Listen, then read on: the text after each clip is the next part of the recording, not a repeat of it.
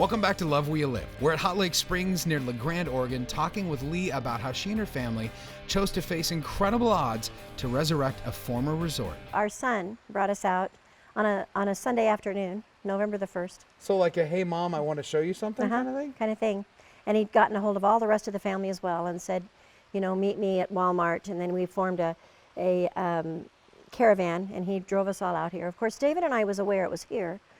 But he thought he'd just, you know, discovered the wheel, and he was going to show everybody everything the first time. The whole family kind of rolled their eyes a little bit, you know, and smiled. And this particular son was, he didn't talk a lot, and so didn't have a lot to say. So when he did, you know, everybody kind of listened to him, and we walked through it for maybe an hour, and everybody agreed. You know, I just looked at the other kids who were young adults at that time and said, you know, what do you think? What do you want to do?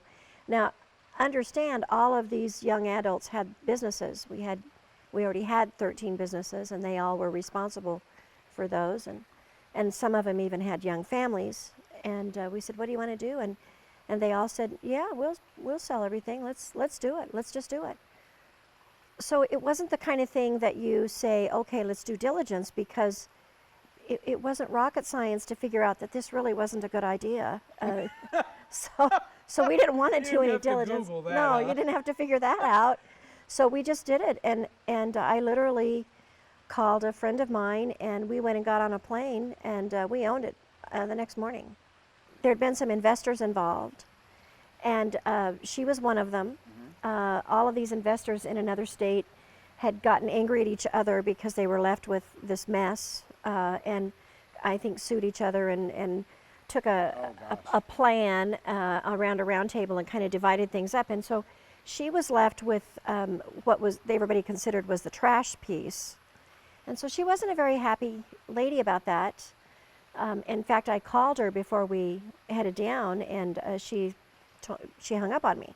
She didn't want to talk to me at all. Oh. And so we went anyway, and which again, you know, probably wasn't the best plan. But she was shocked. We knocked on her door and said, we tried to call and you hung up on us.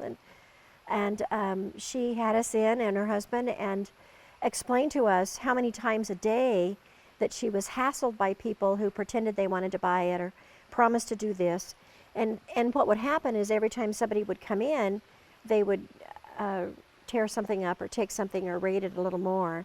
And it was just falling down and down and down. Folks had even started to take the bricks out of the back of the building. And so it was literally coming apart. No roof, no windows, no floors. Once they realized we were serious. In fact, it didn't take very much conversation, and I think we might have took a walk, or we left for a few minutes to kind of absorb some of the information that she told us, and then we came back, and she opened the door and said, you know, get in here and sign some papers. Let's just get this done. And so we walked away with the deal on a Sunday afternoon.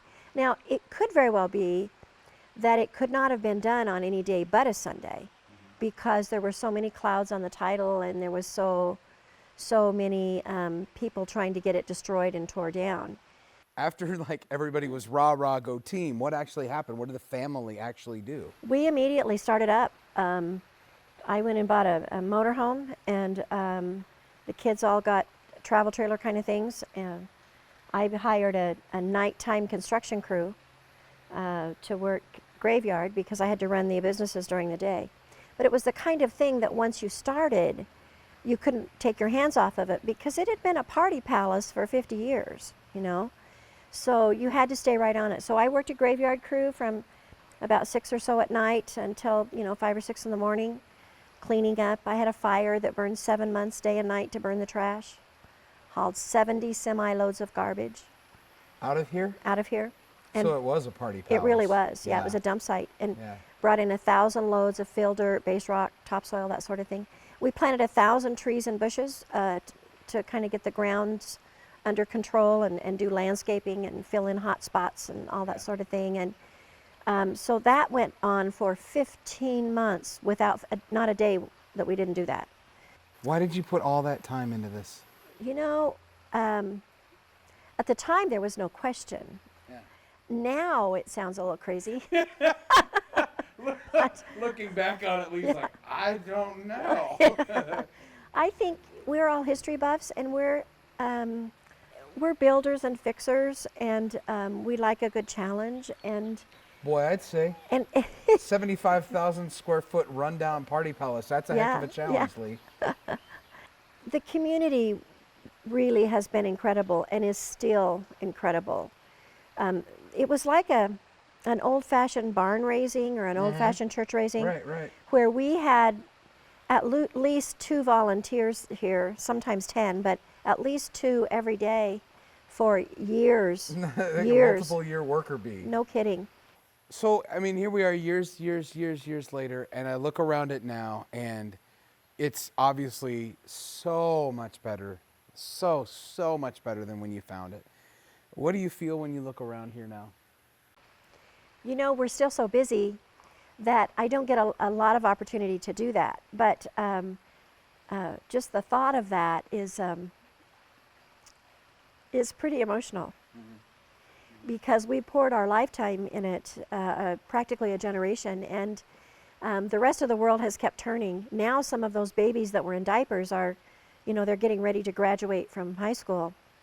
And so it is really emotional. It's a big piece of our family's life and 3 generations of our family, you know. So it's emotional. We feel very thankful and really fortunate that we had the privilege of learning the things we've learned and having the opportunity to do it.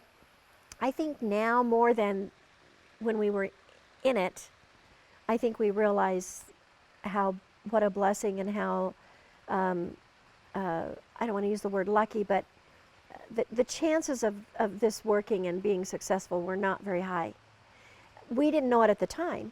I could just imagine 100 years ago, you know, women sitting around a table chatting and chuckling in their dresses, you know, and men wandering in off the trail exhausted from a long day and all that kind of stuff, and just realizing, you know, here's something that could have been lost to history forever. And you guys saved it. And it's a pretty big deal. Well, thank you. You saved That's a piece very of history. nice. But thank you for the time you invested in this, the history that you saved. Your husband's museum is second to none. I was very shocked, you know, what he has there. The resort now offers a bed and breakfast, a history museum, a chance to see her husband's bronze artwork, and numerous places to enjoy the natural hot springs.